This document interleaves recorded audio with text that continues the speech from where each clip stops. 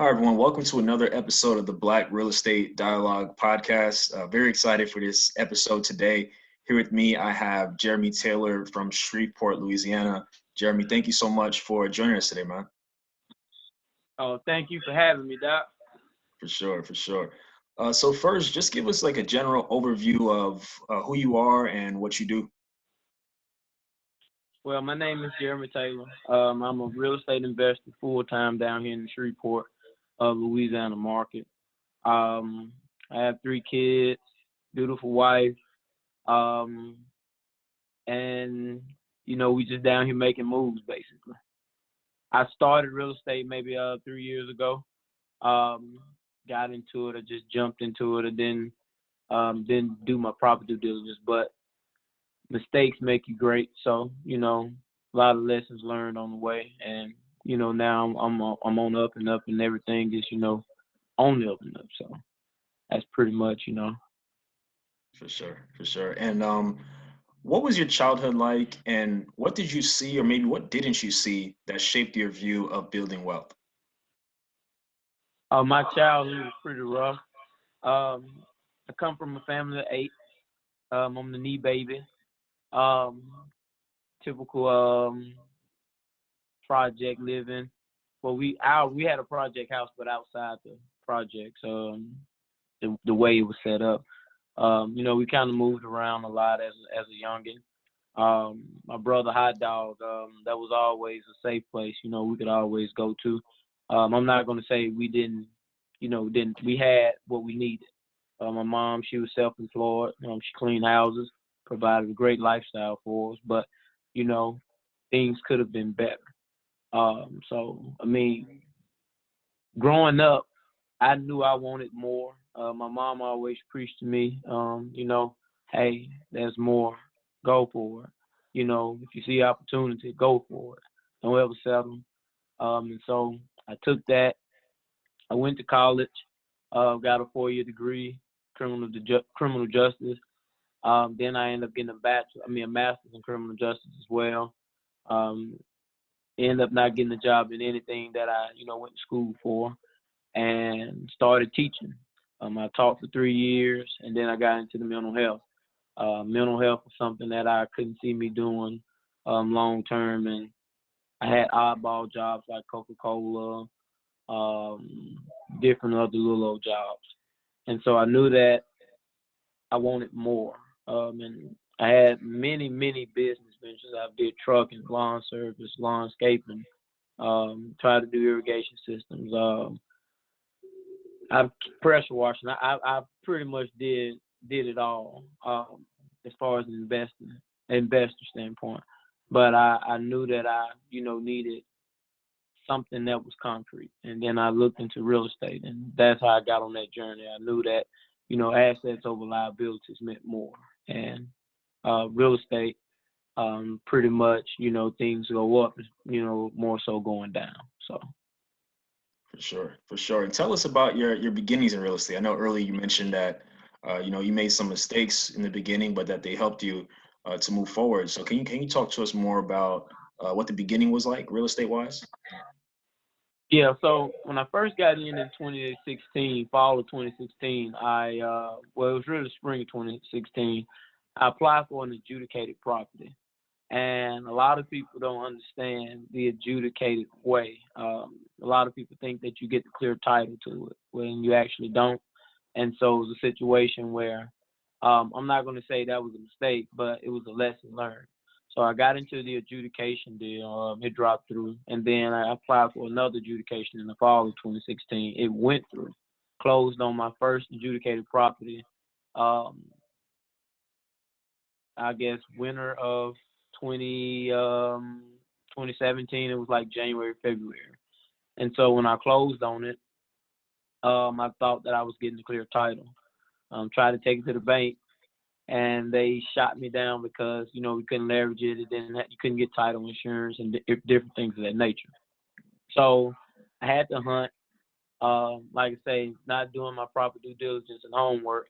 I didn't understand where I was, and so as I learned on the fly, I understood that I needed to get a quitclaim deed signed by the original title holder. I paid $16,660 cash for it, cash, and wasn't aware that I was going to get an equity spread of 72,000. The house appraised for 90. Well, it was a triplex. The triplex appraised for 90,000, which gave me an equity spread of 72,000 at 80%. So when I got that equity spread, again, I didn't do my homework, and my brother Lamont, he would always tell me, Jeremy, educate yourself, like let's talk about this. And I'd be like, oh, I'm gonna learn on the fly. So I continued buying adjudicated properties and tax sale properties. And he was, the whole time telling me, hey, find some off the market deals. Don't do those. Maybe find an MLS here, maybe find an MLS there. So in 2017, I thought I was, rolling, and it was, just buying all of these properties and not doing my homework. I put myself in a huge bind. 2018, the debt came back. And so when the debt came back and it hit me, it was kind of like the market is now. I was devastated like the market is now. So all 2018, my brother, he helped me, educate myself, get myself together, help me pull myself up by my bootstraps and, keep it kicking. So a lot of lessons, I don't call them losses. I lost a lot of money, but a lot of lessons I learned on the way made me the man I am today in real estate. Now we have right at 30 units. We started buying September of last year. We had a revolving line of credit where we bought 5 properties off $125,000 revolving line of credit, and we paid for them all of them cash. Wow. And so we strategically used that $25,000 line of credit to make those purchases and, cash out refinance. One of them we did a revolving line of credit on. One of them we just actually today sold a flip that we did on one of the properties. So we definitely did our homework, due diligence, and we came back and we made it work. So that's kind of where we at this point. For sure. And do you have a partner? My wife. Okay, cool. It's a great partner to have. The best partner in the world. Best partner in the world. Definitely. So I have a couple questions. Could you explain for our listeners what was it a adjudicated property? Yes. Adjudicated property is a property that didn't sell in a tax sale. Mm. So the property has to first go to a tax sale. And if it doesn't sell in a tax sale, then it goes to what they call adjudication, meaning that it didn't sell and the owner didn't come and redeem the taxes on the property. So in Louisiana, in certain parts of Louisiana, New Orleans is different. Everywhere else in Louisiana, it has to go through the adjudication for 3 years in order for you to not be able to come back and redeem the property or whatever. So every property that I went, got through adjudication, I made sure it was in the 3-year non-redemption period, and the owner couldn't come back and redeem it. So again, I won't say that they were bad buys. I just didn't do my proper due diligence and homework, and I got in the situation to where I couldn't leverage those properties like I thought I was going to be able to. I know the first one I bought, I put maybe 10,000 in it. I was able to pull it back because I ended up getting a quick claim deed. But the second triplex that I bought, I was unable to get that 20,000 back because I got in contact with the people, but the people were unwilling to work with me in the beginning. And so with them not willing to work with me, I was unable to get that money back. And like I say, that debt, that credit card debt, it came down on me. For So sure. anytime you think adjudicated, think tax sale property that didn't sell in a tax sale and is going through adjudication, and you have to wait a certain period in the redemption deal in order to fully redeem it and not be able to come back and have that property taken away. Got you. Got you. And then what is a quitclaim deed? A quitclaim deed is a document that an owner signs to relieve or release any interest or ownership that he or she may have in the property. And a quitclaim deed is to a property is like a bill of sale to the car. So anytime you sign or any owner signs the quitclaim deed, meaning they're signing full all their rights over to the property. And of Gotcha. course, you have to do it in front of a notary, and they have to file it down at the courthouse. Got you. Got you. For sure. For sure. So it seems like there were, like you mentioned, there were a lot of lessons in the beginning, and I like how you saw them as lessons because a lot of people just generally, naturally, when things don't go our way, we get very discouraged and think, maybe maybe real estate is not for me. But it seems like you just took what you learned and moved forward. And you also did mention that you're at about 30 units now. So can you talk to us about just all the lessons you took from there and how you're able to grow the portfolio since then? Well, yeah, like I say, the first unit I got that I paid cash for, which was an adjudicated unit, it was a duplex in the front with a garage apartment in the back, and I was able to leverage that to go get more adjudicated units. So I got another triplex. I got a couple single family units that, again, I just bought cash for, so I didn't have any notes. So I was going in, and I used that $72,000 to purchase and rehab. So when I purchased those 8 units, I was at a standstill, and so I had to figure out a strategic way of going by buying more units until I could get those quiet titles. The quitclaim deed signed to those properties to get the title insurance on the properties. In the meantime, I started doing what we all know about owner finance. Owner finance is when you and the owner or the person who holds the title to the property, y'all work out a deal that fits the both of you guys, whatever it is y'all looking for, and y'all meet in the middle and make the deal work. So I ended up getting a 6-unit apartment complex. And in getting that 6-unit apartment complex, I was on the guy. I was hounding him. I was, hey, Mr. Williams, do you want to sell this property? It looked real distressed. It looked like you want to let it go. Well, he's 74 years old. So Mr. Williams, he said, I tell you what, I'll go ahead and sell it to you. Well, he told me a 6-unit apartment complex for $97,000 and $40,000.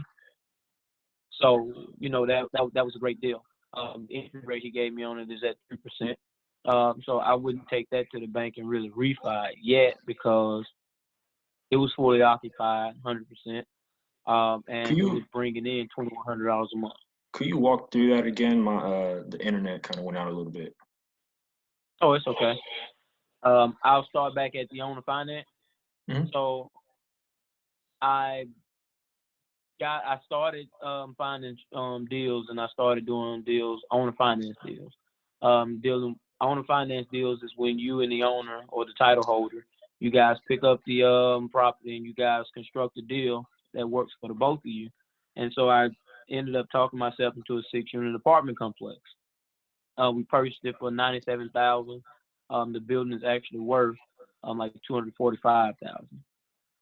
As it actually sits. It was fully occupied, bringing in $2,100 a month. So in doing that, the bank allowed me to I control the asset. So with me controlling the asset, it looks good on my rent roll. And when you show the bank your rent roll, you don't necessarily have to show where you owe or how much you owe, different things of that nature. So this brought my cash flow up and lowered my DTI. So in doing that, I had a bank say, okay, well, Jeremy, we'll give you a shot. I ended up fighting, getting the quick claim deed side on another property, and they allowed me to leverage the property. So when they allowed me to leverage the property, we basically took one property. They gave us a $25,000 line of credit, revolving line of credit, and we started buying cash properties. We bought a single family unit for $30,000. So I'll tell you how we got it. We bought it for $30,000. We put $20,000 down, and I convinced the owner to allow me to do a cash out refinance, and I pay him the other $10,000 as soon as we closed. So we did what we call a credit sale deed. And then basically a credit sale deed is the person who we owe the money to is the first lien holder until we cash out refi and we pay him off. Well, the way it goes is when you close, the title company automatically pay off your liens. So your liens are paid off, then you receive a check for the remaining balance. That house appraised at 46, I think. And of course we took that cash. We had another property that had 2 units on it, and we bought it for $42,500. So I convinced the woman to allow me to give her $20,000 cash, and once we refied the property, we were able to pay her off, and we did that same thing again. We bought another property that had 2 units. We bought it off MLS. So we put $12,000 down on it. We refied it, and we bought another single family unit. And in our market, the equity spread is crazy. So with the equity spread being so great, it allows you to do a cash out refi. Even if you don't pull 80% of the equity off, it allows you to pull some cash and go make cash purchases on cheaper homes to continue to build that portfolio while making renovations to the property that you refi. Wow. Make sense? Yeah, it makes sense. There's a couple of things I'm pulling up. I'm pulling from what you're sharing. So the first thing is you're really good at speaking with owners and convincing them to agree to terms that work for you, that work for both parties. How have you been able to develop that skill? Because in the examples you mentioned, it was a different thing you did for each owner. There's only a few deals. How did you develop that skill? I guess that gift of gab, man. It's more of a situation where if you can draw something on paper and you can make numbers line up and make sense, then money talking, can I curse? And bullshit walk. So excuse my French, but BS walk. So it's just a situation where if you can draw something up on paper, and we'll just talk example loans. And this could be me and you doing a deal. I'll say, hey, you have a house for $30,000. I only have $20,000 cash. I'll give you $20,000 cash. I'll refi that house in 2 weeks, and I'll give you the other $10,000 cash. I'll draw it up on paper. You give me the house for $30,000, write it on paper. I'll give you $20,000 cash down. I'll have my banker say, okay, well, this is how this gonna go. Do. 80%. This house is gonna appraise at 46. 46K. 80% of 46K is 37. So that'll allow me to give you your 10 back and take my money and reinvest some money into that home to where I could come back, pull my 20 out, and continue doing deals the same way. So I'll have you paid in 2 weeks, and you getting full price off on what you asked for the house. So is that something you would do? Yeah. Yeah. And that's what the owner do. That's what the owners say. Yeah, come on with it.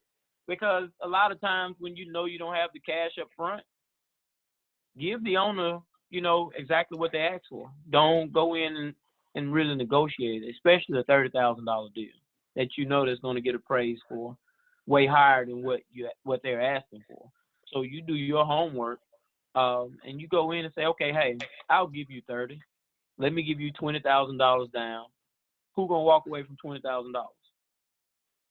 Not many people. So I'll give you $20,000 down, and let me give you another $10,000 in 2 weeks. They'll jump on it like a dog on another dog in heat. So you just gotta make it sound good. For sure. For sure. And do you pull comps beforehand to know what it might appraise at, or do you already talk to the bank? Like how do you know that it'll appraise for more than they're asking for? I have a great realtor. Her name is Mary in Clayville. Man, she's always one phone call away, and if she don't answer, she would definitely give you a call back later on, either that day or the next morning. So I'll say, hey, Mary, I need you to run the comps on this property, and the comps aren't going to be too far off the appraisals. So she get it in, she sent it to me in an email. Boom, hey Jeremy, it's a great deal. Jump on it. I jump right on it. I don't waste any time. I'm at the owner's neck. I'm at his neck. Hey, let's get it. I was telling you earlier about a 10-unit package deal. Got a 10-unit package deal in the pipeline. I've been at the owner. We looked at the 6-unit apartment complex, and it's a quadplex that's going to be with it. So that's 10 units. I said, hey, what are you asking for those properties? He said 300. I said, I'll give you 275. Well, actually, I said 250. Then we met in the middle at 275. So he said, bet. Boom, I got him. Okay, I'll go walk the properties. I'll go look at the properties, and I don't mind giving him the 275, but I'll give him a hard time. Say, let me give you 260, and he'll say, I really need 275. We're not gonna argue. Give him the 275. That 10-unit package deal gonna come back and appraise at $400K. Wow. So knowing that package deal is gonna come back and appraise at $400K, I'm not gonna tug too hard, but if I can get you, I'm gonna try it now. So knowing that 10-unit package deal is gonna come back at $400K, I'm gonna get that property. I'm gonna get that. Well, we getting it under contract now.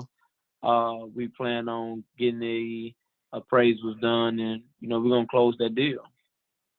Cross collateralize some equity as a down payment, and we close that deal. That whole package, all of them are 2-bedroom, 1 bath, rent at $700 a month.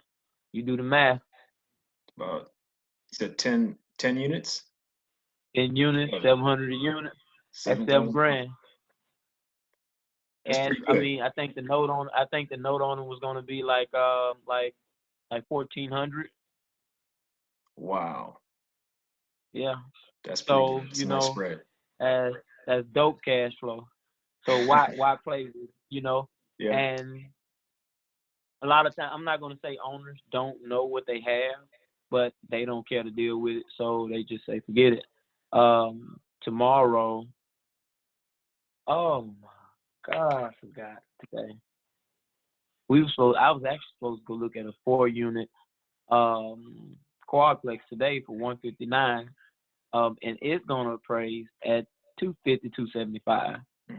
So I'm gonna have to call him and reschedule that.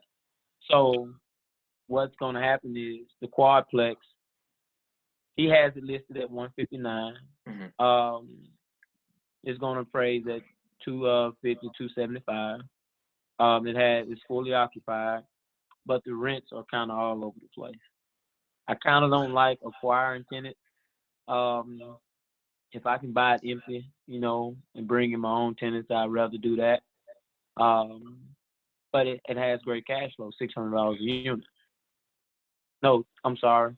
2 of them 600, 1 of them 580, or 2 of them 580, 2 6 and 2 580, and they two of them pay on the 28th, and 1 paid by the 6th, and I'm gonna make it work for now until they mess up.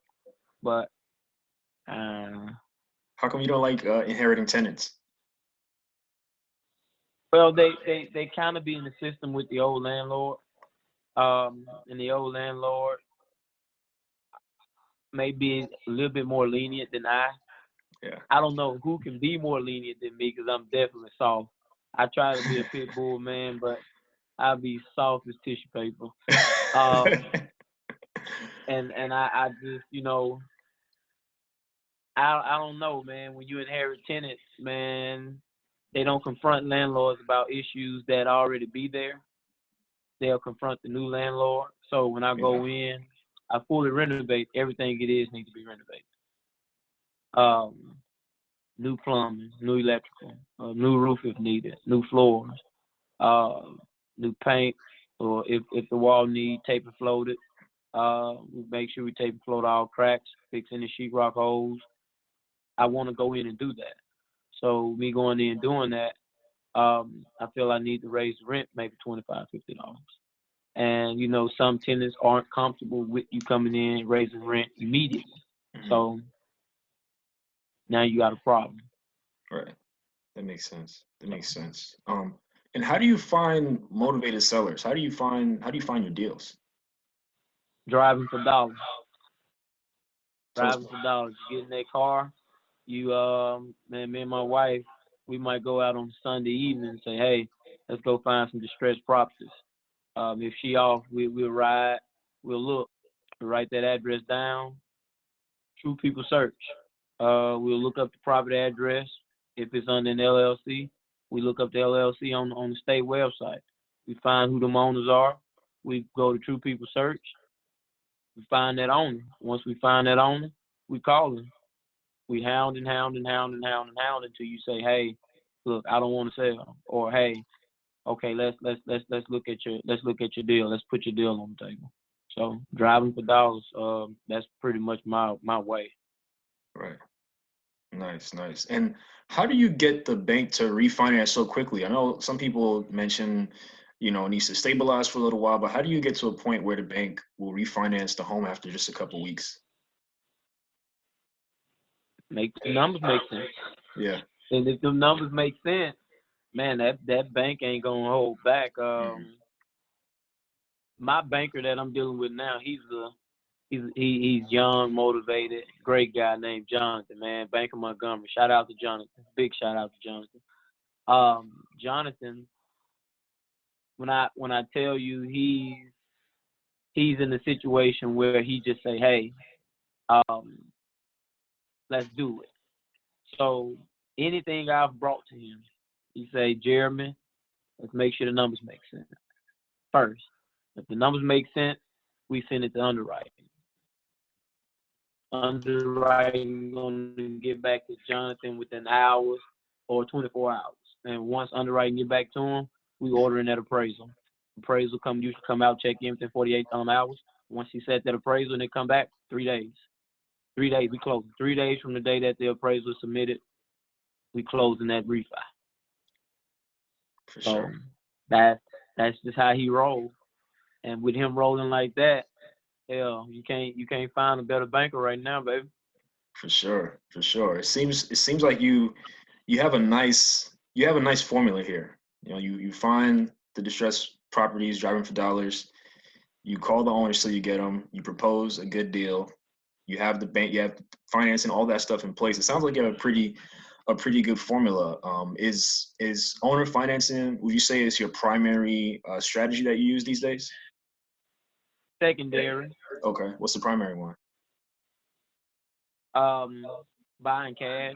Mm-hmm. Now we're in a sense to where we can take $20,000 and $30,000 cash and say, hey, I want to buy that property cash, and we just use our revolving line of credit and we say, let's go. Hey, Jonathan, I need you to write me a check for $30,000 this Friday.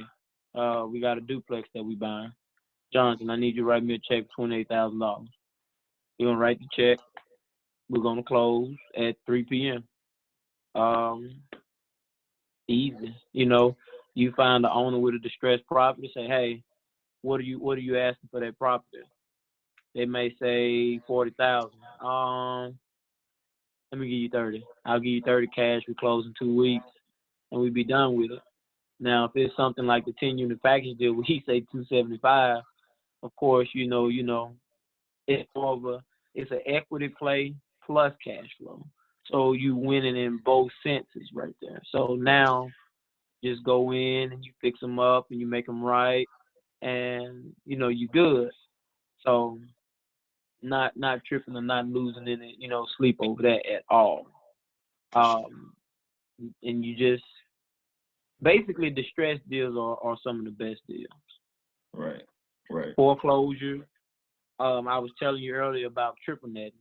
I know triple netting is something real big in California. I can't think of the guy's name. Black guy. Looked like he a little black and Asian. God, I can't think his name. I'll find out later on. But I look at his YouTube channel, and he talk about triple netting all day.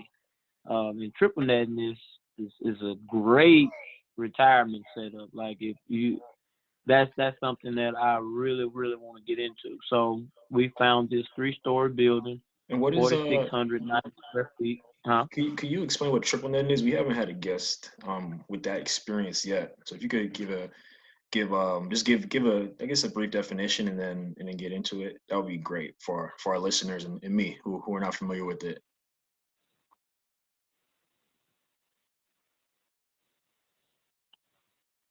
Buying commercial buildings where you lease them,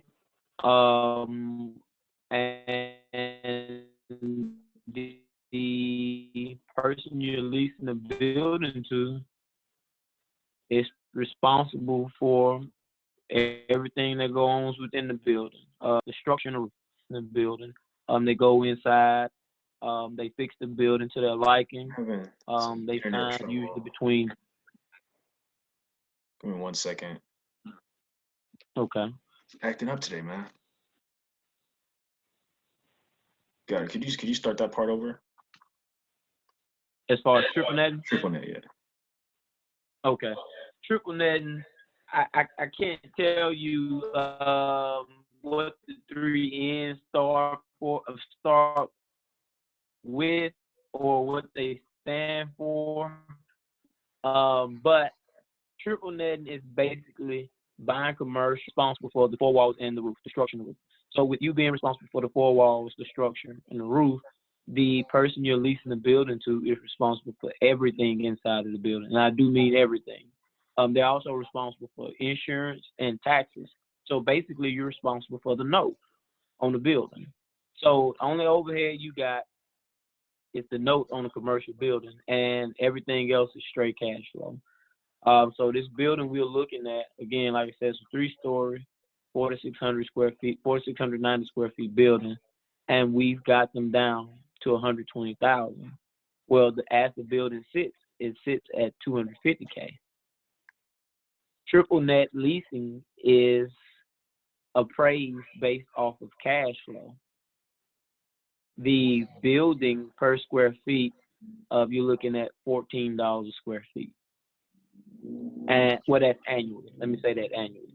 So if you're looking at that building at $14 a square feet, you're looking at $60,000 annually, which breaks it down to $5,000 a month.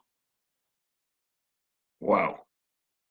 And all I'll have to do to that building is go in what you call, I don't know if a lot of listeners are familiar with the term prehab, but prehab is basically prepping the building for the person who plans to come in and lease it, meaning you're ripping up the floor, you're getting rid of any issues within the building. You don't have to fix any electrical. You don't have to fix anything of that nature. Well, I'm sorry. Let me not say that. You want to make sure the mechanics are in good condition. And the mechanics are your plumbing, your electrical, your HVAC. Those are pretty much your mechanics. So once you make sure your mechanics are in good standing, you want to make sure it's not any mold or anything that's like that that's going to, harm or, make them shy away from the building. Go in, make sure the structure is sound, make sure the roof is, sound. You bring in a tenant. Wow. They sign a 10, 15, some of them sign 20-year leases. So we're trying Wow. to find we want to find a medical facility that's willing to come in and lease that building in that area because it's in a medical area. Gotcha. Wow. That Yeah. is very cool. That is very cool. It's like a lot less work than, residential as far as the rehab side of it. Oh yeah. Now I tell you what, it might cost me $80,000 to go in and prehab it. hmm Right? I'll be all in 200,000. Right? So the numbers have to make sense in the triple net deal as well. So the reason I'm trying to get it at 120,000, because the building sits at 250K as is. If I go in and do 80,000 all in, 80% of 250,000, I think is like 225,000, something like that. So that puts me at a break even. Well, once I get a tenant, showing on paper that I got a potential tenant, well, the appraiser is going to come back and say, okay, well, you're getting $14 a square feet, you're bringing in $5,000 annually. This is what this building is going to appraise for.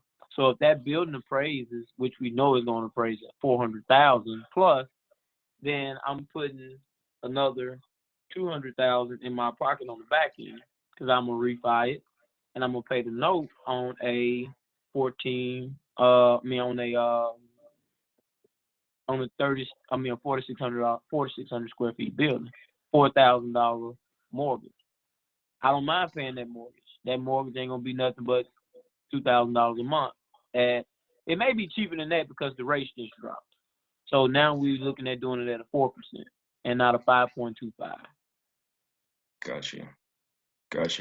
Wow. This is really good. What I like about this talk here is the creativity.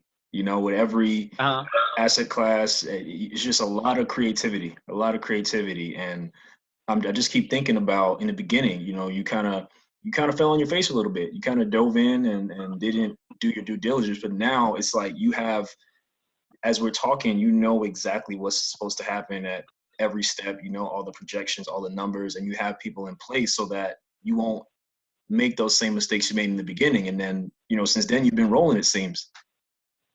True. Shout out to my brother Emmanuel. Shout out to my brother Derek. Shout out to my brother Pierce.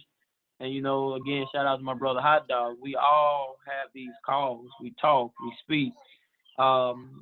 We keep each other in line. And so as I construct these deals or put these deals together, I'm running these deals in our group, Real Estate Kings.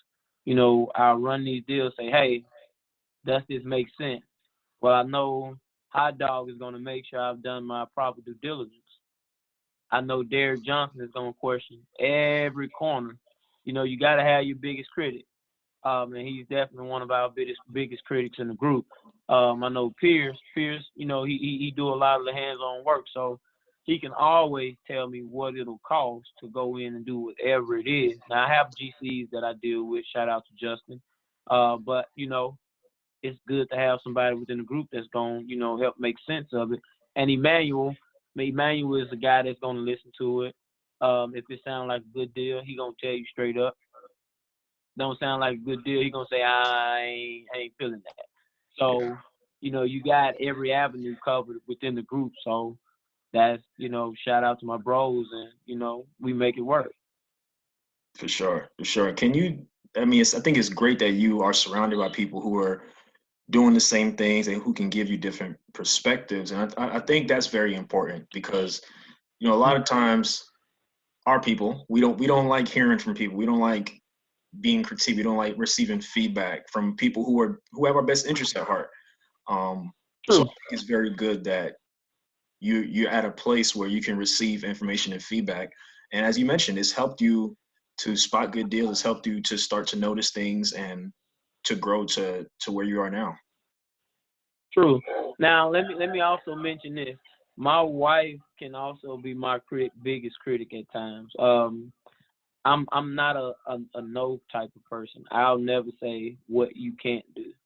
And I don't like for people sometimes to say, Jeremy, what you can't do. Because when you say what I can't do, that just burns something up in me to say, hey, go do it. But my wife, she pulled my rings on me, and she said, oh, come on back. Come on back. I didn't mean to say what you can't do. Let's simply just evaluate the situation, and let's figure out if it's the best deal, moving forward. Like, let's be honest about it and strategic about it. So, my shout out to my wife, Chanel Taylor, man, one of the best business partners I ever had in my life.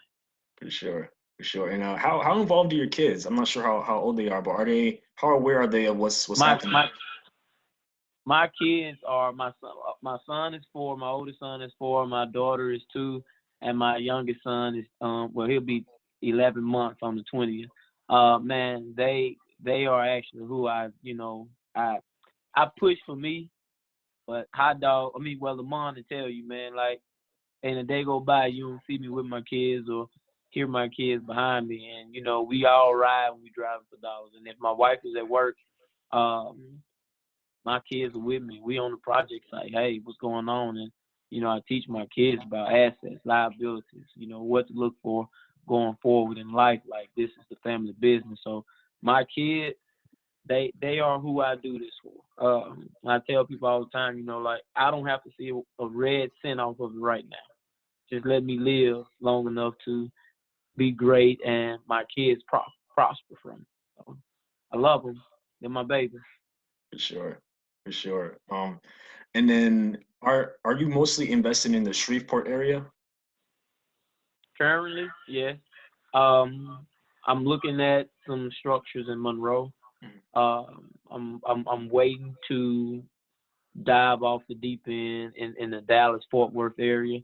Man, I know when I start, like, you gotta have a line of credit that's $500,000, and better. So when you're dealing with markets like that, it's so competitive. You have to be able to, really go down there and play. So I look forward to coming to LA. There's a lot happening here, man. That's good. So what does the future look like? What are you hoping to build towards? See, now you have about 30 and some pending deals potentially coming under contract. What does the future look like for you? I want to get to it's not a certain amount of units, Hmm. but I want to get to a certain income. Hmm. And once I reach that certain income, um, I want to make sure that you know my system is self-ran. Like, it can actually run itself without me being there. I don't want to be in the front much longer. I want to be able to take the back seat and let it be a self-ran system, and the proper cash, I feel, will allow me to do that at some point. Hmm. Right now, I feel like I have to scale up. And again, it's not to a certain number of units, but to a certain cash flow. And once I reach that certain cash flow, then I pretty much know what I want when I want it. And if I'm not getting what I want when I want it, I'm not gonna, be as anxious to move forward with a deal. So I want to be able to do Airbnbs. I want to be able to, branch out to the LA market, the Cali market, period. I want to be able to branch out to the Georgia market, the Florida market, and the New York market. I want to be able to hit those markets where, people travel, do different things, because that's big money. That's big money. For So sure. For sure. And my end goal is cash flow. Oh, go ahead. I'm sorry. no, you're good. Go ahead. Go ahead. Well, I was just going to say my end goal is reaching a certain cash flow, being comfortable, and getting to the point to where I'm not having to be as anxious for deals and do only the deals that I feel make sense at the time, and not just have to rush and do deals. For sure. For sure. It's very exciting, man. Very exciting. I'm I just appreciate inspired it. by this, man. I'm just inspired because, it started off kind of, you had your struggles, and then we kind of just talked through the progression and talked through how you approach different deals and different deal structures and going into triple net, which we haven't talked about on the show yet. So, I mean, I've just been very, very inspired hearing your story, man. I appreciate it. And I tell you what, man, I feel like I kind of dropped the ball on the information with the triple net. So what I'll do is, man, if you'll have me back later on, Yeah, we can do an update. I'll have I'll have everything mapped out from the way that you go about finding your deals, For how sure. to construct a deal, present it to the bank, how the GC is going to come in and do everything from start to finish. So and how to actually get the building leased and find the people who actually want to come into the building. So I For definitely, sure. like I said, if you'll allow me, Yeah, for I'll sure. have all of the information, within due time. Definitely, definitely. Yeah, we could definitely do an update at some point. But then you'll have your medical office tenant in there, and everything will be all worked out. So for sure. Hell, I might have two. Nice, nice, nice. That'll be good, man. So yeah, man, that that's definitely interesting. For sure. And what is one or two things you would say to someone who is a new real estate investor? They're kind of nervous. They don't really know where to start. They heard real estate is cool, but they don't know what to do. They don't know how to start, and they're kind of scared. What would you say to somebody like that? I would tell them if they could find somebody locally, um, talk locally before you venture off into those Instagram and Facebook stars. Find somebody who come from a real place. Like you said earlier, man, you got a lot of people that listen to, others, and they don't like to, be critiqued and listen to those around them. So start off locally, get that story from that person that you know, that success story, and do your homework. Start locally, get that success story, and do your homework. And as you're doing your due diligence while following that person locally, then that's going to put you in a situation where you're not afraid anymore. You can actually say that I can. I know I say it all the time. A lot of people look at somebody and say, especially me, they say, well, if Jeremy can do it, I can. It's not as simple as you think, Hmm. but it's worth it, man. It's worth it. So I would definitely tell someone to, find that local investor first before you go finding that Instagram star. Find that local investor, do your homework, and you know, it's worth it. For sure, for sure. Is there anything else you wanna share with us as we close in a minute?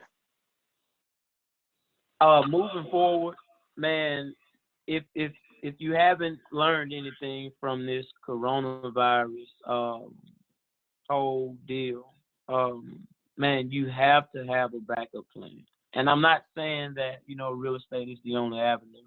I'm not saying that at all. But find you some sort of backup plan that's going to put you in a situation to where you're not hurting. You're not put in a bind in the sense where fear is driving you crazy. And I see a lot of people around me. They finna be off for the next month, and I gotta accommodate my tenants because they didn't put back profit. And I don't mind accommodating my tenants by no means because I'm a helpful person. But man, find some hustle, and real estate is a safety net to allow you to say, hey, equity talks.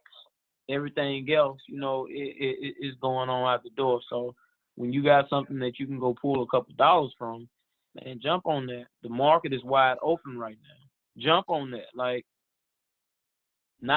I'm not saying prey on people downfalls, pray, but prey on what you can come up on, prey. You know, Pray on it, and like move strategically in doing whatever it is that you're doing. Not saying that prey on the weak, but prey on the system, and the system has shown you its flaws. So capitalize on it. Capitalize on the systemic flaws. For sure, For sure. Well, I appreciate you hopping on, man. This is inspiring. Like I said, starting, a little shaky, and now you caught your stride and you're heading up. So appreciate you being so candid with us today. Oh yeah, man. Anytime, like I say, I definitely want you to invite me back, For and sure. maybe we could possibly do a group session, me and the real estate kings, and I share that triple net experience, man, and That would be dope. we all move forward with some kind of triple net leasing. For sure. For sure, man. Awesome. Well, thank you everyone for listening to another episode of the Black Real Estate Dialogue podcast. You can find us on Instagram at Black Real Estate Dialogue and on Twitter at Bread Podcast, at BRED Podcast. Looking forward to talking to you all soon.